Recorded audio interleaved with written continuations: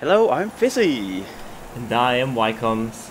and welcome back to another league race in the AOR PC Split 1 League. We are 2/3 of the way through the season, which means it's 5 races to go, and the run-in, I guess, starts here at the amazing Spa-Francorchamps. Chris, we are looking relatively good in the team championship. You're looking relatively good in the driver championship, despite you having to miss 2 races eventually in this season. But how are you feeling for this one?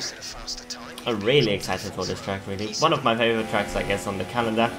But, you know, you have to take into account that the slipstream will be horrible around this track, but, you know, we will see, I guess, some fun racing, and, yeah, looking forward to it. Fingers crossed. So let's jump into qualifying. So then, into qualifying we go, and as you can see, it's pretty wet. Intermediate tires on the car, so... more wet weather for us this season. We obviously love that. So yeah, trying to line ourselves up for a good lap, braking earlier than you would in the dry, I guess, into the first corner. Obviously the exit out of here is one of the most crucial parts to the whole lap. You gotta be very patient on the throttle, I guess, in these conditions, and then trying to take our route as flat as possible. It's not quite flat in the wet as it is easily in the dry, but both of us have carried a decent amount of speed through there, I think. Very equal so far in the lap as we head down into Ycoms. Yeah, worth mentioning, I'm actually switching between the fuel mixes while you stay enriched all the time. I don't know, I just tend to do that in the wet, going into Ycoms here. Exit out of here is very, very crucial. Try to open up this corner as much as possible. A little bit of oversteer for both of us, but pretty decent, I guess, going down into Rivage. Even more tricky in the rain. I'm actually running very, very deep in that corner, which is going to lose me a little bit of more time. But and now into No Name. Exit out of here is normally very, very crucial as well. And yeah, this is the corner probably where you lost the most time, really, during all of practice. No Name, even in the rain, it looked like you know, taking much more speed through there. Into Puhan, very tricky on the exit there as well. Really to fiddle around with the throttle. Going into the Fania chicane, also you have to be very, very patient on the throttle here. You can easily lose the car, and going down to the end of the second sector, which is into forgot the name of the corner, but this one is not flat out here as well. Yeah, much more tricky, that one as well, in the wet, of course. I was having quite a big oversteer moment, and I think that was the main problem for me last lap, kind of oversteering out of that one. It's gonna compromise my run all the way down to the bus stop. And even Blanchimont isn't flat in these conditions, so braking hard into the bus stop. You are a bit ahead on the first apex, on the second apex, and then trying to modulate the throttle once again and again, move it a little bit more drifting, and even down towards the line. I'm still kind of sliding a little bit, and you have done a 1:59.3 in these conditions. I've done a 1:59.7, so about 4 tenths between us, and P5 for you, P12 for me. I mean, are we happy with that? I'm not really happy with that. No, not really, but especially I was surprised, really, because we had actually a social the day before, and we had intermediate condition there as well. We actually took a 1-2 on the starting row, and we had, you know, people like Berg and Marco and stuff like that in that session as well. Now is suddenly so much off the pace. I was a little bit worried, but also, you know, you can maybe see, well, we definitely ran a very, very low downforce setup with also some decreased ride height, so it kind of makes sense that we weren't too comfortable in these conditions, I guess, compared to probably some others. So we will definitely have incredible straight line speed, I guess, and that will, you know, hopefully will benefit us making up some positions in the race. Yeah, at least it's dry for the race. I mean, that's the main thing here. So we had to endure the wet qualifying, but yeah, it's going to be dry for the race. No clouds anywhere to see, so that's obviously, as usual, what we've done most practice for as well. A dry race. Oh my word, information lap. You were having some fun there with the back of Max, and you've been set at the grid. Oh, well done. Not the first time I've done this, actually. Happened to me quite a bit actually on Xbox last season for some reason. Not sure. Well, everyone was doing it on Xbox. Come on. Yeah. Oh well, happens, I guess. Yeah. Doesn't matter too much. I would suggest, at least. You know. Oh, your tires are going to be so much better from missing those 2 corners. Yeah, I mean, 1% really is going to be, that's going to make a huge difference. I can go now, you know, 15 laps on these tires. Obviously, yeah. So, well, you can go to the end of the tires. Still don't even need to pit, I would say.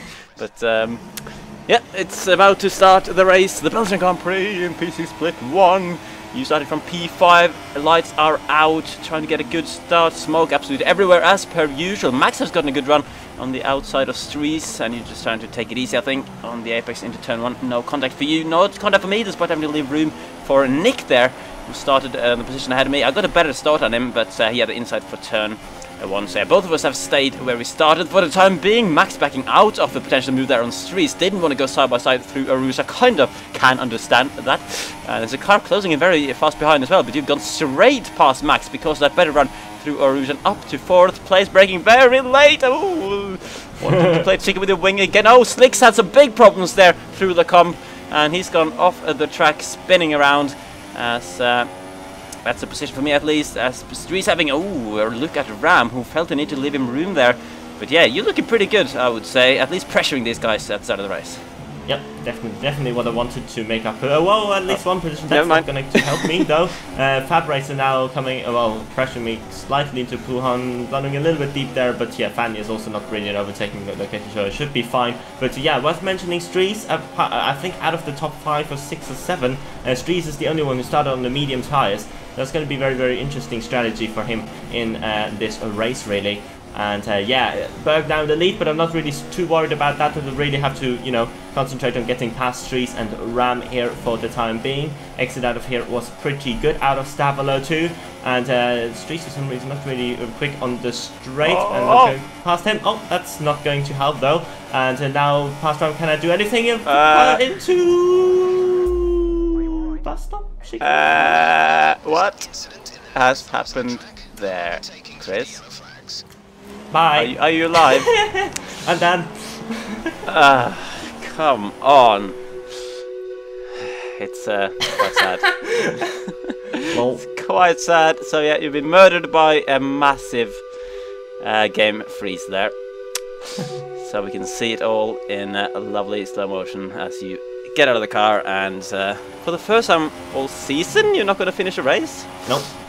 That is not good at all. I mean, it was always going to be quite tricky in the Driver Championship anyway, with you having to miss Suzuka and Kota later on, but yeah, that's gonna make it almost impossible, I would think. Yeah, and I would need, I don't know, I'd need two DNFs or something from Berg in the next 2 races. This is not gonna happen. He's definitely way too good, to make these not make these kind of mistakes and throw this thing away. It's not like he's done a championship here before. It wouldn't even be his first one, so I guess he's very experienced in that. Yeah, it's not something you'd expect from Berg. Obviously, we can never rule anything out, but it's always a shame, of course, when things like that happen. Obviously, nothing you could have done, because we know you've had some issues earlier in the season as well with game freeze. We remember qualifying in Monaco, of course. Yeah. But yeah, this is the first time. Well, you've had a few of them in the race, of course, but nothing like this, to be honest. No. So. And not in these kind of situations. We're always quite good. Oh, that's not good there from Nick. Let's actually, let's get over that. And yeah, I'm racing actually. Yeah, because I just realized that I'm still racing here, and I'm getting a position on Nick. So yeah, I was obviously a little bit sad on your behalf in these laps after you had your thing, but if anything, it almost made me motivated to be a bit more to try and have a good race here, to at least score some points for the team. So making that move up on Nick at the moment, but he's going to be right on me down into turn 1 on the 4th lap of the race. I'm going to go defensive, slide corner cut. I didn't mean to turn in that early, but that's going to give me a bad run actually. Yeah, to be honest, cutting that corner isn't really going to help you because you get a worse exit. So Nick's just flying straight back past, and I was lifting slightly as well, just to not go side by side through a ruse, and he's sliding all over the place on the exit of it, which means I'm going to get a run on my head even before I activate DRS, and that's going to be an easy move, as Nick is getting swarmed by Nuka as well down the straight. Having a poor run up a ruse does that to you. And that's up to 9th again for a second time to me, and Nuka already right behind in the Red Bull. I think Nick actually had a slight bit of front wing damage at this point in the race from tapping slick on lap 1, which I wasn't aware of, but yeah, that's maybe explaining why he's struggling a little bit more than we usually see from him. You don't get friends with No Name, do you? No. Some absolutely horrible lie through there. Anyway. Come on now! I've done worse. You did. You even break for the corner in practice sometimes, so, you know. It could be worse. Anyway, it seems like the Papa Socrates though up ahead is not really pulling away from you. If anything, you're really catching these guys up ahead, as Street sets the fastest up on mediums, obviously with the assist of Slipstream, I guess. I would assume so anyway. But yeah, it seems like that you're not too far behind Papa and the car ahead as well, so I guess still everything to play for, especially since you're going on to the softs in the second stint. So it's definitely going to be interesting how that plans out against the front runners, really, who are, the majority of them are on the softs. Yeah, apart from Siege, of course. Papa and Nuka, though, around me, both under mediums as well, so they'll be on a similar strategy. And crucially, I got DRS just about within the DRS range of Papa there, which means I'm going to be able to defend with the inside line from Nick and Nuka. Both had a much better run with the slipstream, down into the com. But I've managed to hold on once again, so kind of crucial. And then for the rest of the lap, just trying to close in on Papa, who, as you said, was, well, it's looking like he's struggling a little bit, missing the apex there as well. So let's see if we can get a good run with the OP slipstream going through here. And Papa's actually run right onto the curb, so I'm going to try to get myself ahead. I mean, not much I can do at this point, just keeping the throttle flat out, but it seems to be enough at the moment. Don't know if Papa backed out there or if my straight line speed was just better, but either way, I'm ahead up to P8. So obviously, no slipstream or DRS for me now on the next lap, so could be tricky to keep hold of this position. We shall see. Yellow flag as well, not sure what that was for, but it seems fine at the moment. And actually, on the next lap, Papa was doing a really good job of keeping Nuka and Nick behind, so he's actually holding them up back there, and I managed to get myself out of DRS range. And as we skip on to lap 9, that was kind of the crucial part early in the race, that I was able to pull away from that massive battle I was in, and instead I could then focus on catching up to Fugitaro instead, and I was eventually able to do that. But just as I caught up to him, he's going to go into the pits. So yeah. Lap 9, obviously the major, point to pit. Although I say that Fab, Racer, and RBK and all these kind of people were no, not RBK. Berg was still out while RBK pitted. And now lap 12, here is Berg actually, already made their pit stop, while Strees is still out, obviously on these mediums. And I think Berg might have a chance to overtake you here, I'm not too sure. Seems like that, that was actually exactly what I was thinking. Actually what I didn't want. Some of the front runners definitely went with higher downforce. There's no way Ram would have done a 58.5 with our setup. No fucking way he did that. I actually couldn't believe when I saw a 58.5 popping up on the thing, and I think he ran 5.3 wings or something like that, and I'm maybe even not entirely sure, but I'm pretty sure he also ran the normal right height, which is explains literally everything what we saw in qualifying. And you're now at the end of lap 12. You're going into the pits.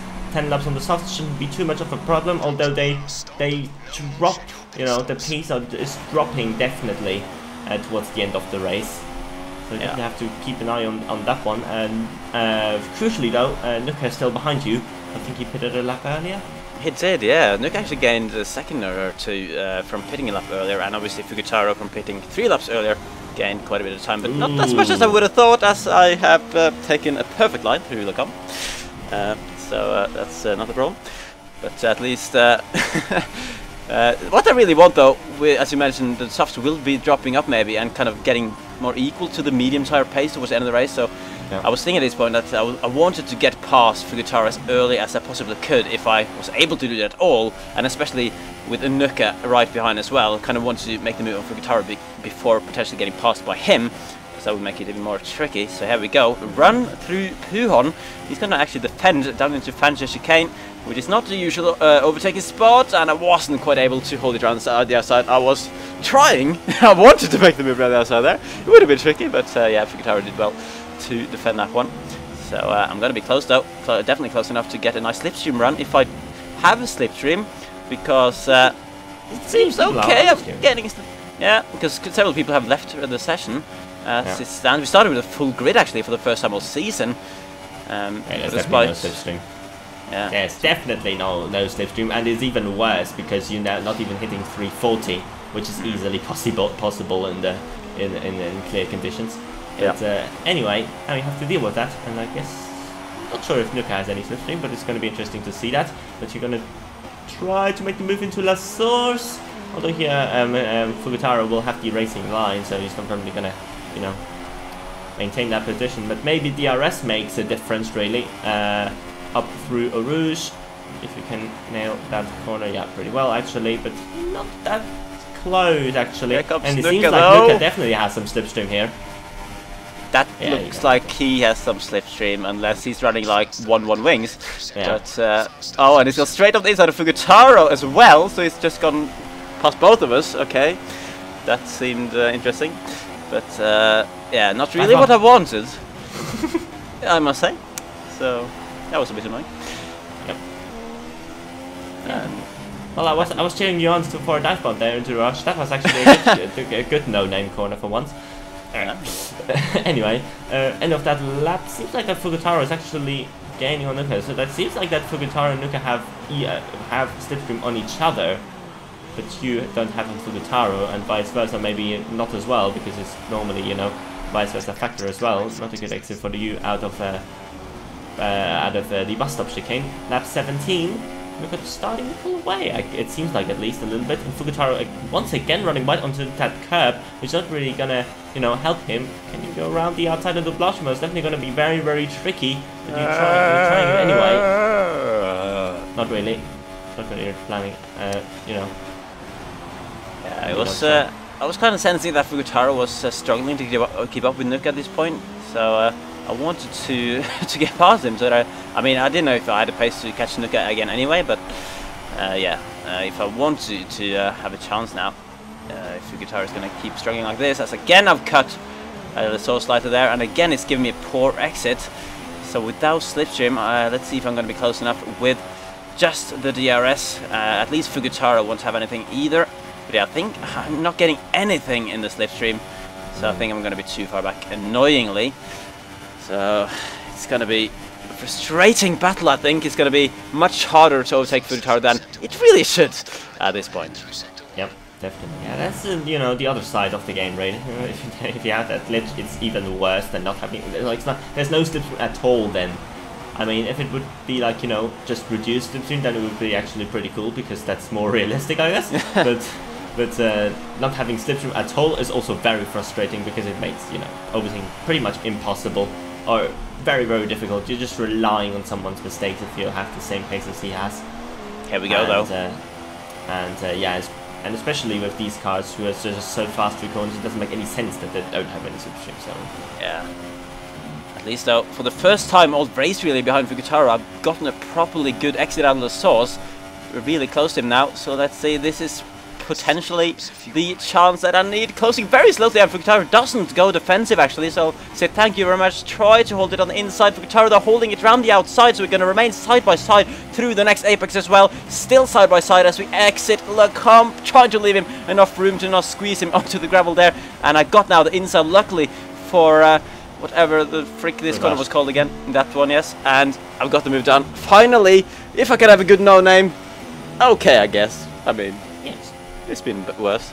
So, up to P8, finally making a move on Fugitaro, but yeah, I don't know really if Fugitaro does have a slipstream or not, so it could be tricky to hold on to, but this is when we'll get to know, I guess. On lap 20 now, up through a Rouge, yellow flag here. Oh, that's a car coming back onto the racing line. That's Fab Racer, who has had an absolute nightmare.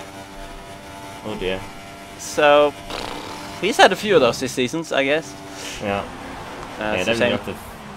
Definitely very, very fast drivers, Fab Racer. It's just not, you know, not much has gone his way this season. Also missed a couple of races as well. So, you know, we are now starting the final lap of the race, and didn't lose any time to Nuka. So I guess he would have gone past Fugitaro here quicker, and it definitely would have been a chance for you to battle with Nuka towards the end of the race. Obviously, unfortunately, it didn't happen, and it seems like that Fugitaro is not really close enough to do anything really, unless he has slipstream. But I don't think he has, because he didn't close all too much really last time out. I saw him on that straight, and yeah, I think you're safe. And unless you know, you make an absolute mistake or something like that, I think you should be settled for P7, I guess. I'll take P7, considering this battle was for P8 most of the race. Yeah, P6 probably could have been possible if I'd worked the battle with Nuka a little bit better, but nothing I could do once he flew past with his slipstream. So yeah, across the line to take 6 points. You know, it felt like a pretty good race actually, because as I said, you know, I felt like P6 was the maximum. As I'm actually including a bit of a donut from Nick B, who once again didn't score any points. So God's sake, Nick. God's sake, Nick. Yep. So he's had another nightmare, and here we go then. Valtteri Bottas wins another race this week. So Wait, what? I think Streets must have left the session very quickly after crossing the line.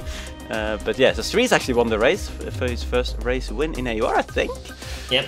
Despite fighting for several on Xbox before. And yeah, obviously you down there, Pascal Wehrlein at the bottom. He's Swiss, yay! Yay! Pascal Wehrlein has converted to Swiss, which is at least good. But yeah, that's the championship situation now, with obviously your issue on lap 1. Berg now ahead by 4 points after you were ahead by 11 previously. So, thoughts? Thoughts? Well, not, you know, forget the drivers. Just, you know, concentrate on the constructors, I guess. Sure. At least, I mean, you don't have a massive gap to keep hold on P2, which is something. I mean, it's not... Yeah, it's pretty much impossible for me to get P1. It's pretty much impossible for me to lose P2, so I guess, you know, I take another vice champion after being vice champion as well in season 10, I think it was. So I guess, yeah, I will take that. And constructors, it still looks pretty good, I guess. I think you just have to keep the consistency up, and I think we are on a very, very good way there. Yeah, and hopefully you will also not have any game freezes in those final 2 races that you will do this season, and I will obviously just try to keep chipping in a few points where I can. So Mercedes scored 17 points today. I reduced that to, you know, them scoring 11 points more than us. So for the first time in a while, they've actually closed in, but still a reasonable gap for us. So hopefully we can hold on to that one. And next time we are at Monza in a couple of weeks after a break. Yep. It's actually a break week, yeah. Well, Monza, you know, historic track, I guess. Not really a track I'd like to drive, but you know, it's going to be a great race, I guess. Fingers crossed.